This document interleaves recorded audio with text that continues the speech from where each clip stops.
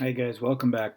Today we're going to take a look at section 12.6 on Bernoulli's principle. What's new in this section is that the fluids are going to be allowed to move now. Up to this point, studying Pascal's law and pressure and density. All of those things, the fluids have been static. In other words, they're not moving, they're just sitting there. And now we let the fluids move and we get some interesting properties and definitely some interesting applications as a result of that. So Daniel Bernoulli came from a family of mathematicians. There are a number of Bernoullis with Wikipedia articles.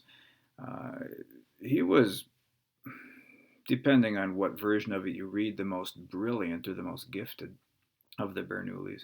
And he worked on a lot of different things. But what we're interested in is this book that he published called Hydrodynamica, basically moving water, right? Or the forces involved with water, or the properties of fluids that are moving. And you can see a picture of him on the left side, very much a product of the fashion of his time, right? So here's Bernoulli's equation. Now you'll notice in parentheses I've put derived by Euler, and there's a picture of this gentleman, Euler, over here. Euler is regarded by some people as the most prodigiously gifted mathematician maybe ever. He was really quite a remarkable person. I don't know too much about him, but the picture on the right says a fair bit about him. He was contemporary with this guy, right? But if you look at their pictures, I mean, it almost looks like he's wearing pajamas with like his pants on his head or something, and his facial it's really remarkable. But if you get into mathematics, you'll find Euler's name pops up not just often, but everywhere. He kind of touched almost every branch of mathematics.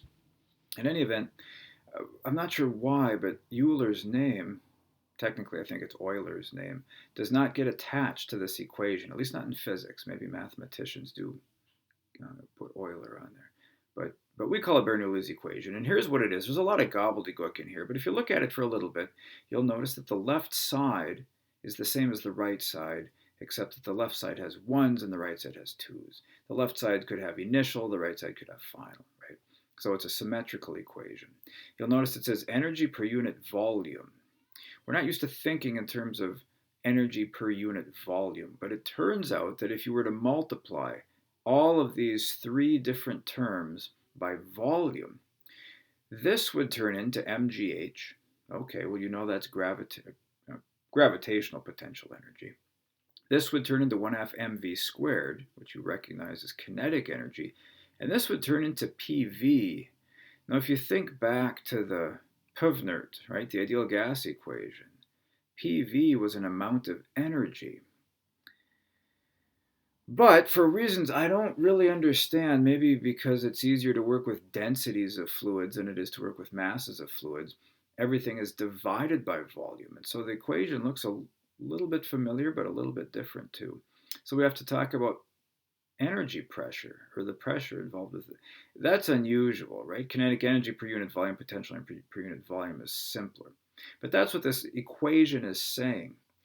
To put this in a slightly different way, Bernoulli's equation is just another statement of the conservation of energy, but this time as it applies to fluids. Yeah.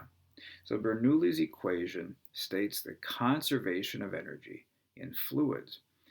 And all it's saying is that when fluids speed up, and I gotta be a little bit, if we ignore this piece and assume that the fluids are moving horizontally, it says that as the fluids speed up, they exert less pressure. In other words, as this piece of the equation becomes bigger, this piece of the equation has to become smaller.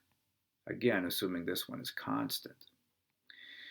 Well, that means if you somehow force the fluid to flow faster, the common way to do that is with a constriction, you're going to get less pressure at this point than you've got at this point, right? And that's summarized right here.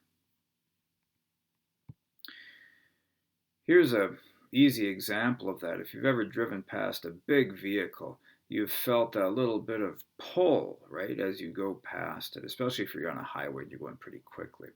And so the idea is that since the air is moving faster in between the vehicles where there's a constriction, and the air is moving more slowly on either side of the vehicles, you get this pressure difference, right? There's greater pressure outside the vehicles where the air is not moving as quickly, and you get a smaller pressure in between the vehicles where the air is moving faster, and that creates a pressure that wants to squeeze these two vehicles together just a little bit.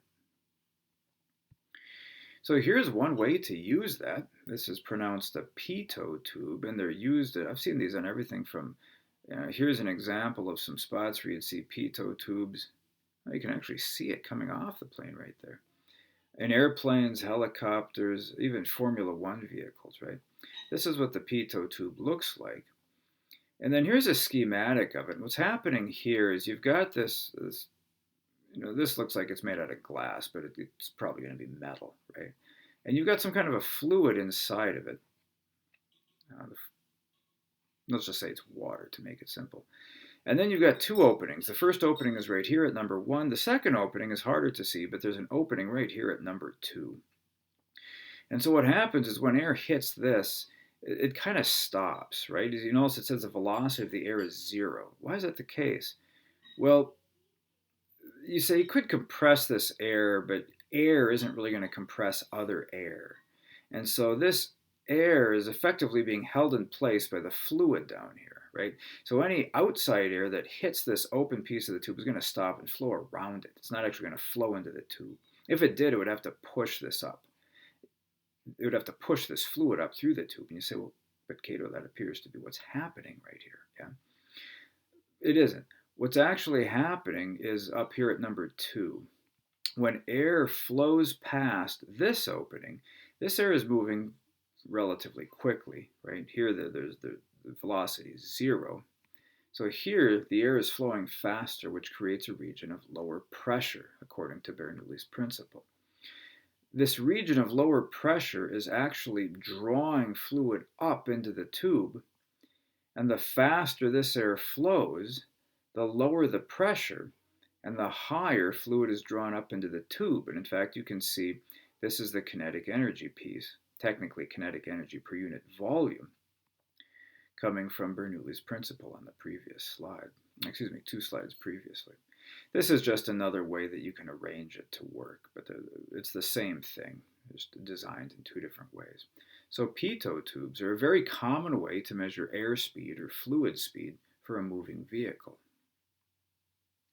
Should make one comment on this. This pitot tube is going to measure airspeed relative to the vehicle you're in. It's not going to measure airspeed relative to the ground necessarily. Okay, here's something that's kind of interesting. You can see rocket nozzles right here. You've got gas coming out, and then here's the constriction. That means you're going to have higher flow but less pressure, and then you can see it opens up again, and that's very typical with rocket nozzles. That's another application of, Bernoulli's principle. If you ever work on rocket engines, send me a postcard and tell me what all this tubing is about. It's just a mess of tubes, and it's not clear to me what all those tubes are doing. Here's a Bernoulli grip. This is really interesting because it is a way to lift objects without actually touching them. There's no contact here. So, of course, the idea is that you're going to get down here beneath the object, the air isn't moving. So you're going to have a larger force, or larger pressure, Up here above the object, you've got air moving quickly, right? It comes through here and moves out quickly, which creates a lift force, just like you would get on an airplane wing. This represents a way to lift things, and it's used in industries wherever the object is very flat and very rigid. So it could be sheets of metal, it could be computer chips, silicon chips, it could be solar panels. It doesn't work as well if the object is flexible, though. But if you ever work with a Bernoulli grip, send me a postcard. I'd like to hear about that. Carburetors are kind of interesting. We don't use these anymore because most vehicles are fuel injected, but for much of the 20th century, carburetors were the way that we got a good fuel air mixture in an internal combustion engine. You might still have it on your lawnmower, for example. The air comes in, And because of the Bernoulli effect, you've got air moving quickly here. The air in here isn't really moving at all, and so that's going to create a negative pressure out here, right here where this constriction is. And that's going to suck fuel out of this jet, out of this little tube right here. Um, and then here's the float. So if there's not enough gas sitting in there, this floats lower, which the float valve goes down, allows fuel in. If you've got enough fuel, this thing floats up higher and boom, closes up the fuel. It's really quite clever, but it works because of Bernoulli's principle. And then finally, we talk about this one fairly extensively in class, so I'm not going to say too much about it, but the idea is that you've got faster airflow above this cross section of an airplane wing, which means faster airflow is less pressure. Slower airflow means higher pressure, and that's going to generate some lift on your wing. Here's an example of that. You can see this condensation. Well, what's going on there?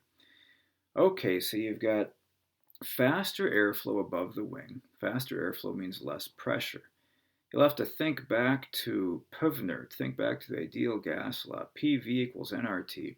The pressure goes down. Does the volume of air change? No, you're in the atmosphere. The volume of air doesn't change. Does the N, the number of molecules, change? No, you haven't changed the number of molecules. R is a constant, so the only thing that can change when the pressure drops is T, the temperature. The temperature drops in this region of low pressure, and the lower temperature makes the air condense right on top of that airplane wing. It's kind of a nice application or a nice demonstration of Bernoulli's principle.